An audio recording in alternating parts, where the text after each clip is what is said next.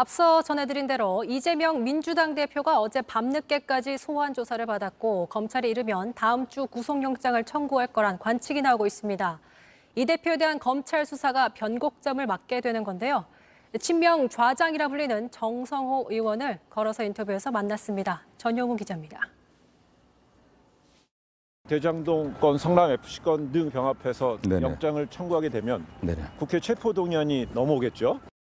이재명 당대표에게 유죄 심증을 갖게 하고 또 어떤 그런 여론을 만들려고 하는 의도에서도 청구를 할 거라고 보고 있습니다. 네. 체포동의안이 가결된 판사들의 영장을 갖다 기각하기가 쉽지 않은 상황입니다. 굉장히 부담되죠. 국회의원들 입장에서는 어떤 영장의 발부 여부까지 좀 고려를 해야 될 겁니다. 의원들이 그런 면에서 공감대를 형성할 거라고 보고 있습니다. 기소 수순으로 간다면은요. 네네.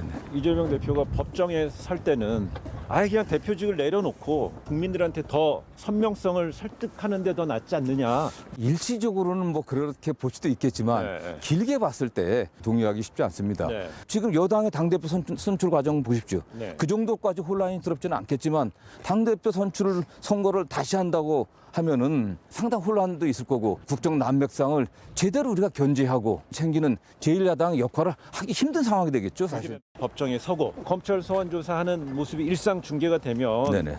이게 민주당이 결국 마이너스 아닌가요? 지금까지는 이 대표의 혐의와 관련해서는 검찰의 일방적 주장만이 국민들에게 전달됐거든요. 네. 그러나 법정에서는 그 양 당사자가 대등합니다. 네. 그래서 피고인으로서 또 동등한 입장에서 증거들을 제시하고 국민들에게 그게 보여지니까 네. 저는 그 과정에서 검찰 수사가 얼마나 정치적 의도를 갖던 일방적 수사였는지 네. 이게 그런 것들이 드러날 거라고 보고 있고요.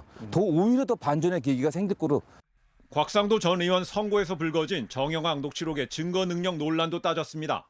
법률 사전 어디에도 없는 정치 공동체라는 새로운 표현을 만들어내 갖고 예. 이재명 당대표 책임으로 전가시키려고 하고 있는데 그게 상당히 문제가 많은 얘기들이죠. 예. 지금 곽상도 전 의원 사건 관련해서는 판결의 내용을 보더라도 정영학 녹취록의 증거 능력이 좀 탄핵 규정된 거는 네네. 그 50억 클럽에 대해 주관된 것이고 이재명 네. 수사 관련된 수사 거기까지 확장시켜서 해석할 수는 아니 오히려 정영학 녹취록에서는 이재명 당대표 주변에 뭐 측근이라고 하는 사람들 관련된 이야기들을 갖다 종합해 갖고 측근이니까 이게 이재명까지 연결됐다 네. 이런 추론을 한 겁니다 사실은. 그렇기 때문에 이재명 당대표에 대한 직접 증거가 없다 또는 물증이 없다는 얘기를 제가 하고 있는 거고요. 재판 과정에서도 어떤 정당성 또는 뭐 혐의 없음을 또 입증할 수 있는 여러 가지 근거들은 만들어지고 있다고 보고 있습니다.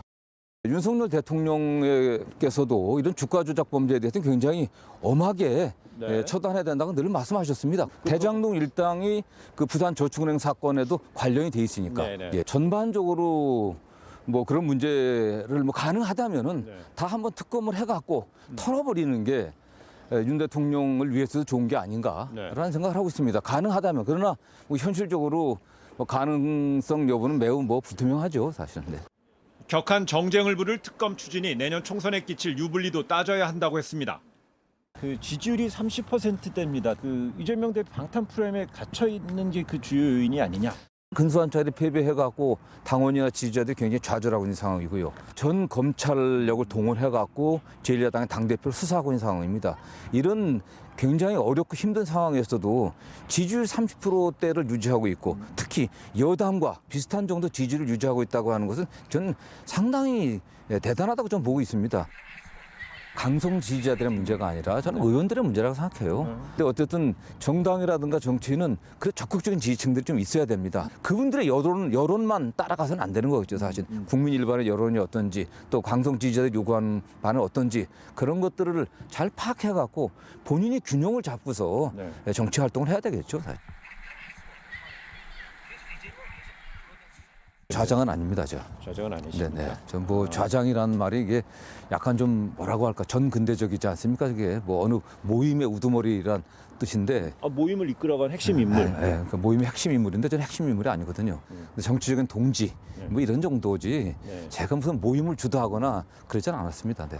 핵심 인물 7명 그래 7인회라는 게 있었잖아요. 네네, 네. 수사 뭐 이런 단계에서 이게 구심력을 떨어진 게 아니야 이런 얘기. 이재명 대표에 대한 그 개별 의원들의 어떤 신뢰라든가 또는 이런 거는 여전하죠. 또 끈끈합니까? 예, 끈끈합니다. 국회의원들을 갖다가 단합시키고 그 출마 의사가 없습니다. 네. 저는 또 그렇게 제가 출마한다고 하면은 또 이재명의 최측근 또 뭐 친명 좌장 정성호가 또 나갔다 그렇게 하면 별로 당의 단합에 전 도움 안 된다고 생각합니다. 저 같은 이재명 당대표 원래 가까웠던 분들은 옆에서 도와주는 역할을 하는 게 낫지 않나라고 개인적으로 생각합니다. 그렇게. JTBC 전용호입니다.